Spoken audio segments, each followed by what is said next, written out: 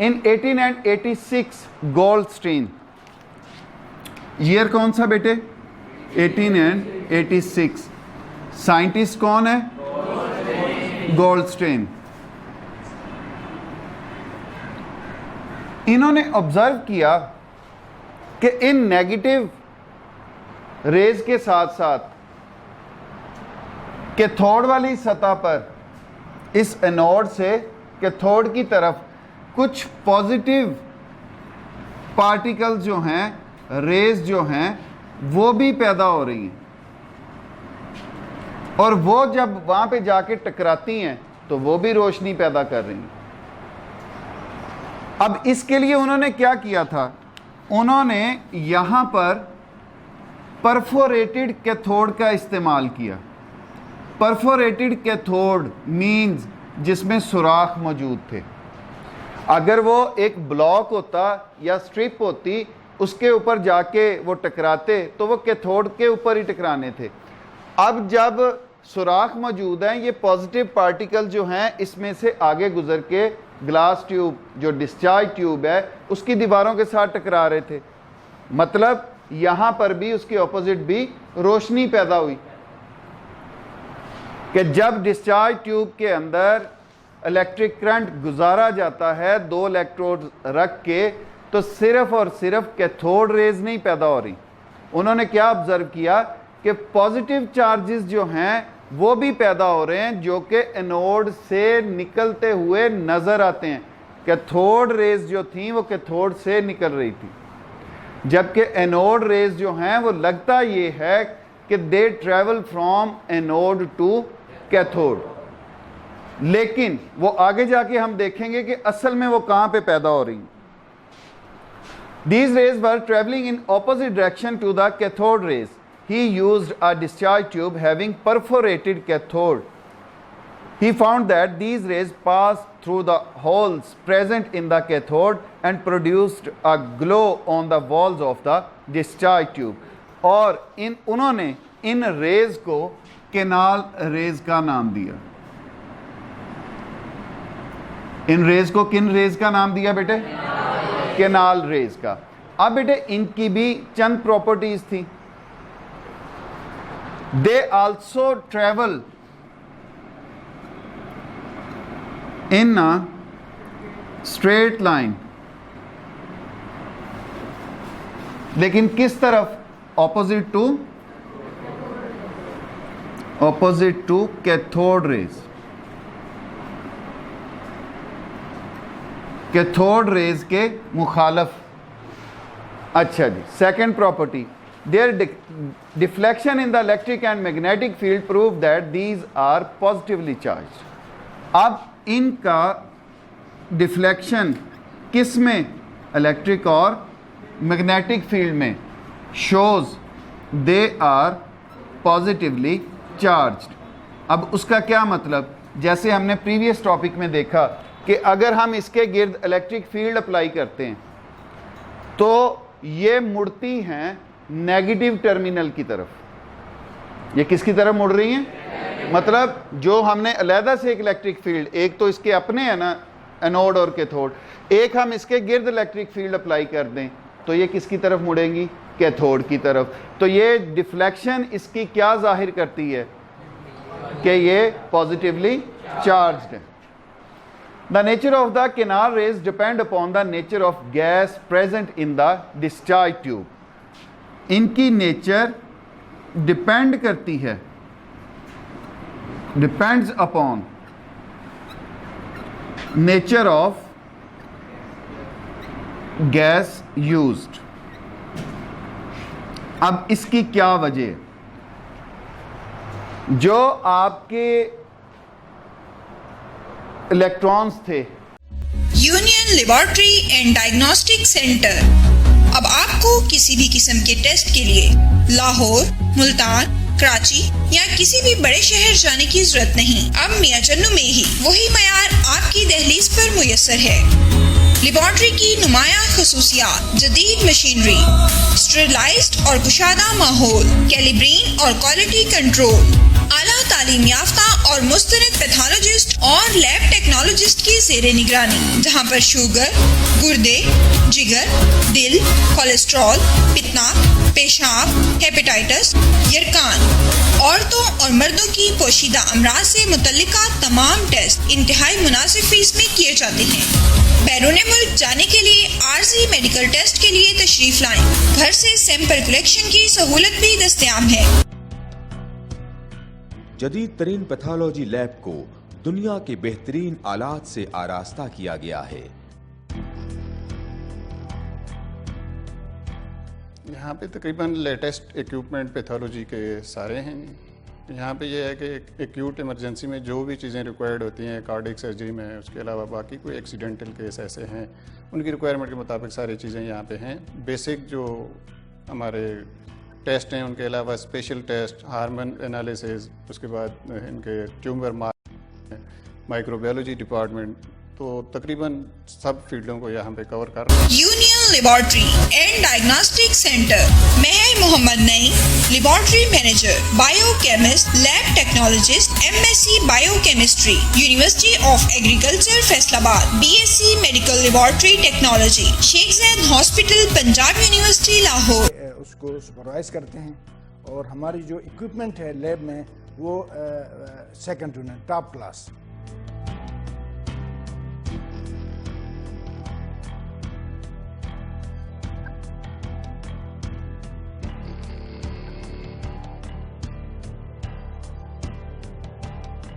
Phone 065-266-2586, 0334557586।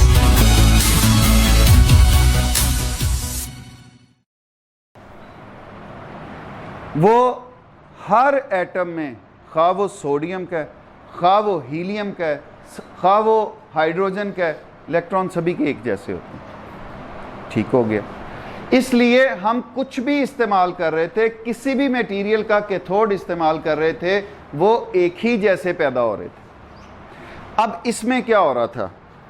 इसमें sir अगर तो हम हाइड्रोजन इस्तेमाल कर रहे थे तो इस हाइड्रोजन से ये ऐसा पॉजिटिव चार्ज पैदा होगा। ठीक हो गया। अगर हम हीलियम, अब हीलियम का इलेक्ट्रॉन एटम जो है वो ये है, उसमें 2 इलेक्ट्रॉन मौजूद है। हाइड्रोजन जो है उसका एटम ऐसा है। ठीक हो गया। अब सर ये पॉजिटिव चार्जेस बन कैसे रहे? ये जो फास्ट मूविंग पार्टिकल इलेक्ट्रॉन्स थे नेगेटिव चार्ज रखने वाले, उस डिस्चार्ज ट्यूब के अंदर गैस जो हमने डाली, अगर हमने हाइड्रोजन डाली है पॉजिटिव आयन और तरह के बनेंगे, अगर हमने हीलियम डाली है तो वो और तरह के बनेंगे। वो कैसे? अब ये जो फास्ट मूविंग इलेक्ट्रॉन है, सपोज ये हाइड्रोजन था, इसके इलेक्ट्रॉन से टकराए, इसके इलेक्ट्रॉन को भी लेके बाहर निकल गए, क्योंकि उनमें सेम चार्जेस थे। पॉजिटिव पॉजिटिव होता तब भी रिपेल, नेगेटिव नेगेटिव है तब भी रिपेल। अब उसके इलेक्ट्रॉन पे जो निकल रहा है और जो हाइड्रोजन में मौजूद इलेक्ट्रॉन है, उन दोनों पे क्या चार्ज है? नेगेटिव। जब वो उसके पास आया, टकराया उससे, वो उसको भी लेके बाहर निकल गया। अब ये बाकी क्या बचा? ये इलेक्ट्रॉन तो इसका बाहर निकल चुका, अब ये बाकी क्या बचा? सिर्फ उसका न्यूक्लियस, और इस पे क्या चार्ज है? पॉजिटिव चार्ज है। जब वो हीलियम वाले के साथ आके टकराएगा इलेक्ट्रॉन, इसके एक इलेक्ट्रॉन को लेके जाएगा। अब अभी भी ये पॉजिटिव चार्ज कैसा बनेगा? सपोज ये वाला इलेक्ट्रॉन निकल गया इसमें से, अब ये कैसा पॉजिटिव चार्ज बनेगा? ऐसा। ये और ये सेम है? नहीं। अच्छा, अगर हम इसमें आप कह लो नियॉन इस्तेमाल करते हैं, नियॉन हमने इस्तेमाल की, अब उसका अगर इलेक्ट्रॉनिक कन्फिग्रेशन देखें हम, उसके पहले ऑर्बिट में 2 इलेक्ट्रॉन, दूसरे ऑर्बिट के अंदर 8 इलेक्ट्रॉन। अब इसके साथ जब आके टकराएगा इलेक्ट्रॉन तो किसी एक को ही लेके जाएगा, वो एक इलेक्ट्रॉन इसमें से आप कह लो निकल गया। अब सर ये कैसा पॉजिटिव चार्ज बनेगा? पहले दोनों जैसा बना है? पहले दोनों जैसा बना है? नहीं, ये उनसे मुख्तलिफ है। तो इसका क्या मतलब हुआ? It depends upon nature of the gas present in the discharge tube. अच्छा जी, अब नेक्स्ट प्रॉपर्टी असल में मिक्सअप ही है जो मैंने समझाया है आपको। These raise do not originate from the anode, ये रेज एनोड से नहीं निकलती। मैंने आपको शुरू में भी ये बात की थी कि ये लगता ऐसे है कि ये एनोड से निकल रही हैं, लेकिन असल में ये एनोड से खारिज नहीं होती। In fact, these rays are produced when the cathode rays or electrons collide with the residual gas molecules present in the discharge tube and ionize them as follows. ये इस वजह से बन रही हैं कि जब इलेक्ट्रॉन हमारे निकल रहे हैं वो टकराते हैं इनके इलेक्ट्रॉन्स के साथ, तो ये इनको आयंस में तब्दील कर रहा है, आयोनाइजेशन हो रही है, तो तब ये इसलिए प्रोड्यूस होती हैं, जो कि गैस हमने डिस्चार्ज ट्यूब के अंदर डाली होती है। तो ये है फॉर एग्जांपल एम, आपकी कोई भी गैस, ये मतलब किसी का स्पेसिफाइड नाम नहीं है, ये सपोज्ड है, इसके साथ इलेक्ट्रॉन आके टकराया, उसने क्या किया, इसके ऊपर +1 चार्ज ले आया और ख़ुद तो उसने निकलना ही था, साथ इसका एक और इलेक्ट्रॉन ले गया और 2 इलेक्ट्रॉन मतलब ये इसमें से चले गए। दोबारा ये एनोड से पैदा नहीं होती। ये कैसे पैदा हो रही हैं? ये जब फास्ट मूविंग इलेक्ट्रॉन्स आके टकराते हैं तो वो इनके भी इलेक्ट्रॉन, गैस के एटम्स के इलेक्ट्रॉन भी साथ ले जाते हैं, तो उस गैस के मॉलिक्यूल्स की आयोनाइजेशन हो जाती है। इसलिए ये डिपेंड करते हैं जो भी इसके अंदर गैस हम इस्तेमाल करते हैं। अच्छा जी, मतलब ये प्रॉपर्टी क्या होगी हमारे पास, नॉट प्रोड्यूस्ड फ्रॉम एनोड, ये एनोड से पैदा नहीं होती, formed by ionisation of gas present in the discharge tube, कि जब डिस्चार्ज ट्यूब के अंदर जो गैस मौजूद है उसकी आयोनाइजेशन होती है तो तब ये पैदा होती है। Mass of these particles was found equal to that of proton or simple multiple of it. अब इसका क्या मतलब है, पहले मैं लिख दूं इसको, mass of these equal to mass of proton or simple multiple of it. अब इसको हम समझते हैं कि ये क्या बात की है उसने। सर हाइड्रोजन का एटॉमिक मास, एटॉमिक नंबर कितना, 1, हीलियम का एटॉमिक नंबर कितना, 2, ये जो हमारे पास कौन सी इस्तेमाल की थी हमने, नियॉन, नियॉन का एटॉमिक नंबर क्या शो कर रहा है, इसमें कितने प्रोटॉन है, इसमें कितने प्रोटॉन है, इसमें कितने प्रोटॉन है, इसमें कितने प्रोटॉन है, ये जो आयन बना इसका, इसमें कितने प्रोटॉन है, इसमें कितने प्रोटॉन है, इसमें कितने प्रोटॉन। तो जब इन आयन्स के मास देखे गए, या तो वो बराबर आते थे मास ऑफ द प्रोटॉन, चूंकि इसमें अब रह ही प्रोटॉन गया तो इसका वजन प्रोटॉन के वजन के बराबर ही आएगा।